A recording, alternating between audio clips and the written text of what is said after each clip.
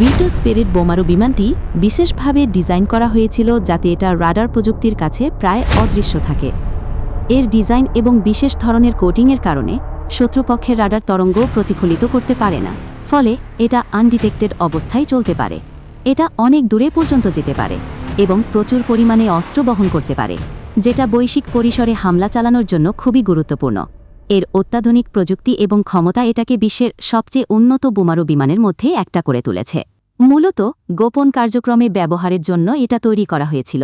বিটো spirit বোমারু বিমানের crew সাধারণত 2 জন হয়, একজন পাইলট আর একজন মিশন কমান্ডার।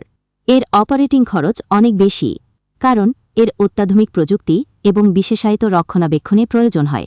এটি মূলত আমেরিকার নর্থরপ গ্রমেন কর্পোরেশন দ্বারা তৈরি করা হয়েছিল এবং শুধুমাত্র আমেরিকার বিমান বাহিনী ব্যবহার করে।